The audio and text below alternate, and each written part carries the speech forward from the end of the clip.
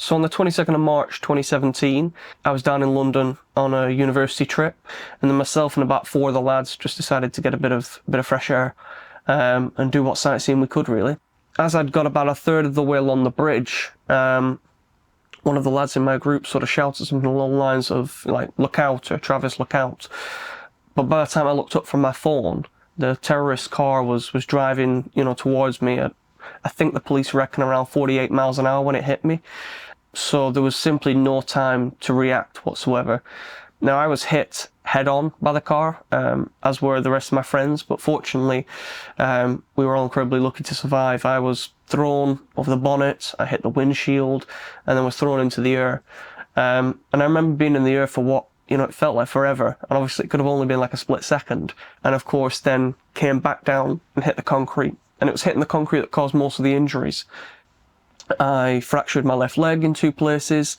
I had a sort of like a laceration, like a shrapnel wound at the top of my left leg, and I broke every finger on my left hand apart from the thumb, as well as breaking the hand itself as well. But the crazy thing is I actually didn't lose consciousness at any point. Quite frankly, the reason that I didn't die and the reason that I didn't receive even worse injuries was because when I landed back down on the concrete, my head actually landed on the stomach of one of the other lads in my group who'd already been knocked to the ground, and so it was cushioned. And so instead of, potentially having a fractured skull, I just had a few sort of cuts and bruises to my head, and the doctors were pretty clear that that was pretty much the only reason why I survived, because of course the other injuries I sustained from landing back down the concrete after being hit by the car were quite serious.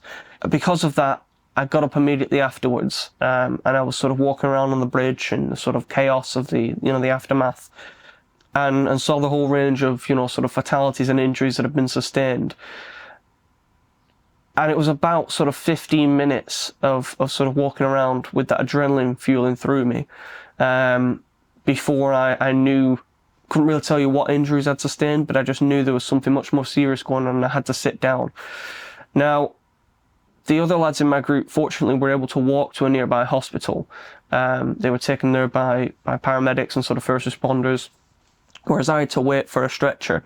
And when that stretcher arrived, I got taken to King's College Hospital in South London, and I'd spend about 8 days there. I had 2 operations, one on the hand to reset each of the fingers back into place before they could be put into a cast, and then one on my left leg as well, because one of the fractures I'd sustained had torn the ligament and needed metalwork to repair it. And then roughly it was about sort of 5 or 6 months on crutches and a walking stick after the attack, and then about 2 years in and out of physiotherapy. So it was a really long journey, and there's a lot of things that I think people just take for granted when it comes to terrorism and surviving a terror attack. I think naturally people just assume that the incident is over and done with in a split second, and that the recovery is going to be over and done with in a split second as well, but that just simply isn't the case.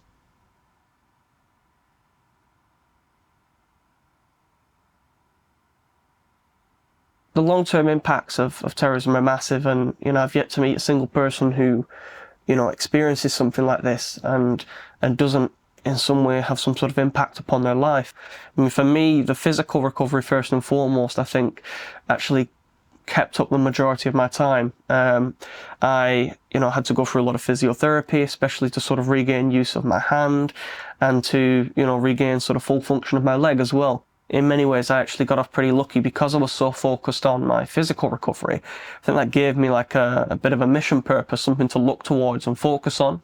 One of the things that I really sort of, struggled with early on after the attack, and certainly did for many months after actually, was sleep and sort of, getting to sleep, staying asleep, and sort of course, the things I would see when I was asleep. You can control what you think about during the day. That's the sort of approach I took, that I can keep myself busy.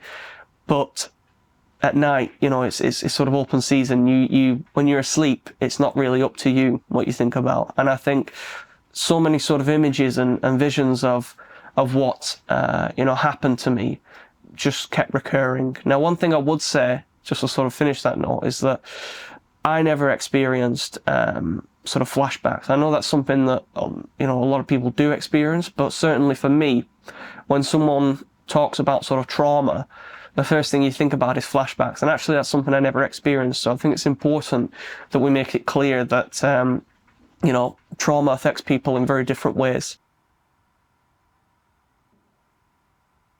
People assume naturally that support for victims is going to be freely available, and almost always it is not. It's really difficult for victims to get the support they need to make as full a recovery as possible. Actually, even with the NHS, it can be really difficult for victims to get both the sort of medical and physical treatment they need, and also certainly the psychological treatment they need. I mean, I remember a few years back I did a piece of research where I interviewed hundreds of survivors of terrorism from across the UK, and that found that 76% found that mental health services were just inadequate or simply not available to them. We as victims had to sort of fight for support, fight for the services that we needed to make a recovery. And I think there's no political will to help survivors of terrorism. I felt anger towards the state, towards the government, because I felt that they should be doing more, and yet no matter how much I tried to raise the issue of support with them, there was no interest. There is interest certainly when an attack has just happened.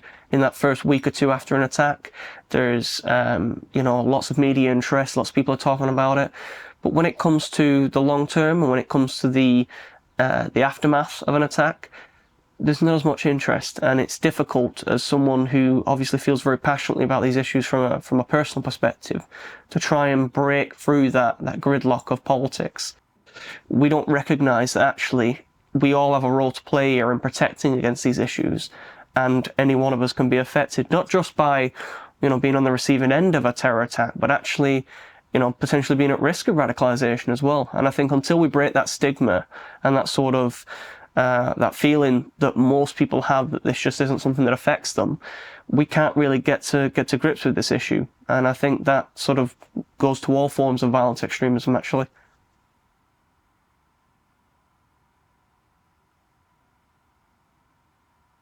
Now, of course, there's the obvious support that needs to be provided, physical support to, physiotherapy to help people physically recover as best as possible from the injuries they sustained. And of course, psychological support to help them deal with the sort of trauma of what they've experienced. But there are other issues as well that I think actually don't need, or certainly shouldn't need a lot of money or time and effort, and yet would make a massive difference in the support that we provide to victims and in the sort of recovery they can make. A good example of this would be sort of peer-to-peer support, giving victims a chance to meet other victims, to connect with one another, to realise that they're not, sort of going crazy and they're not the only ones dealing with these issues. But also other aspects like commemoration and memorialisation to ensure that we make it clear to victims that their voices are heard, and not just heard, but actually listened to. Because I think that's a difference that's sometimes lost on policymakers.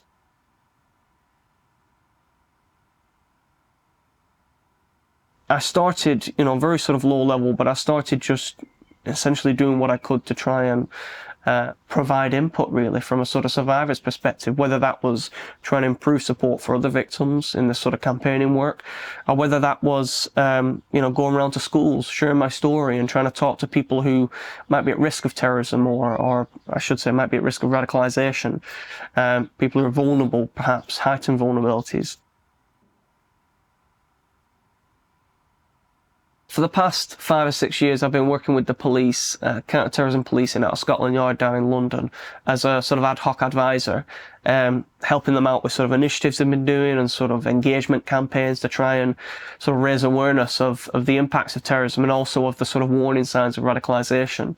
And then in March of last year, I was elected to chair their national UK Counter-Terrorism Youth Advisory Group, which is a bit of a mouthful, but essentially it's a network of advisors who work for or with counter-terrorism policing situated up and down the country, all of whom are sort of under the age of 30 and particularly try to provide advice specific to their sort of perspective as a young person. I think that's really important because naturally, a lot of the people working in counter-terrorism end up actually being people sort of towards the end of their career, in their 40s or 50s or even older. And that's all fair and well, of course, because they bring with it a hell of a lot of knowledge and expertise. But the reality is those people are going to have a very, very different perspective to the young people. And often it is the young people that are at the heightened vulnerability to radicalisation and extremism. So understanding how CTP's work can further sort of integrate with young people and with communities and can better reach out and connect with them is really important, actually. And it's something that for me is something I'm very passionate about. And it gives me a chance to sort of go into universities up and down the country. We organise events where we talk with, we sort of have a panel where we have a former extremist who is a young person. We have a survivor of terrorism who is a young person. And then we have sort of like an expert, someone who works in either the policing or sort of prevention side of things and is also a young person. And having that panel full of young people, just simply, we're not talking about dogma, we're not talking about jargon, we're just talking about our personal experiences with this topic. It can be really, really powerful, and actually I think it's something that, I really quite enjoy doing, actually.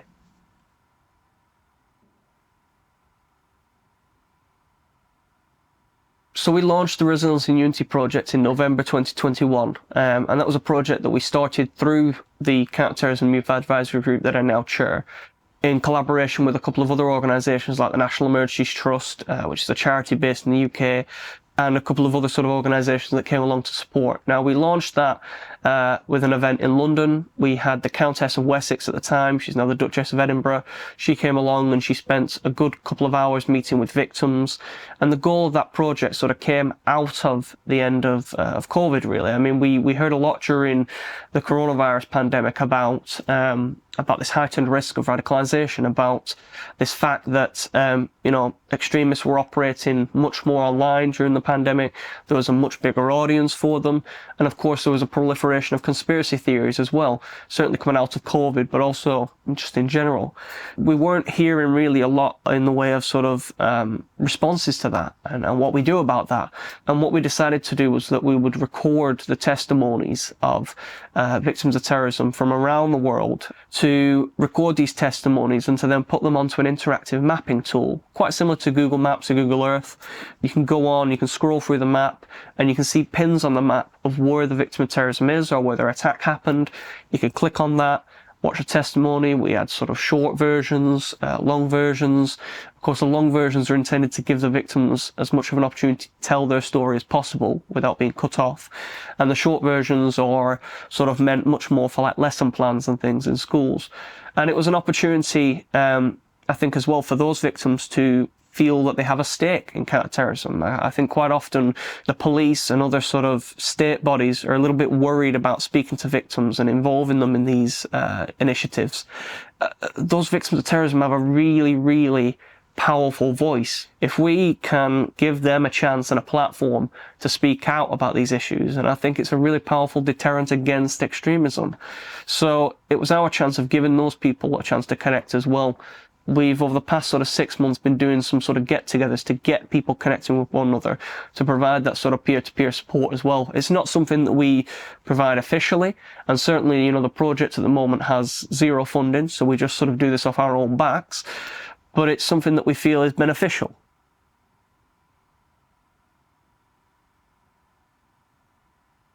I experienced quite a bit, actually, of abuse and death threats after the attack, from people that were claiming the attack to be fake. Within the sort of first 12 hours of the attack happening when I was in hospital, I sort of switched on my phone, found a message someone had sent me on Facebook. Obviously, I didn't know them, but they essentially were saying that they were going to come to my house and hang me for committing treason. And they said that I was a crisis actor and it was a false flag and all these sort of terms they were using. They gave a pretty good description of my house as well, so it was enough to be concerned. And I had quite a bit of that over the years following as well. The reason I was targeted specifically was around, the sort of section of the attack where I got to my feet and was sort of fueled with adrenaline. I think I mentioned it earlier. After I'd landed back down on the concrete and my head had landed on my friend's stomach, And I'd got back to my feet almost immediately afterwards, despite, of course, having all these injuries, to my leg.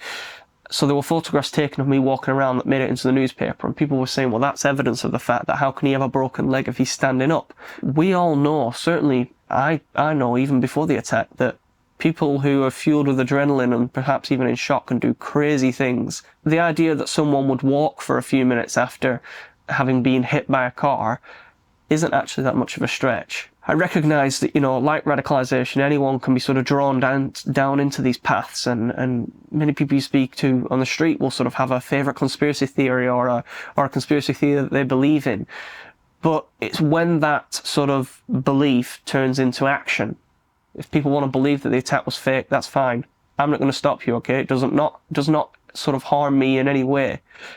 But it's when people are actually acting on those thoughts and are threatening people and are actually approaching victims in person. That's unacceptable. And as far as I'm concerned, it's not too much of a jump, therefore, to potential violence in future. And that's what worries me.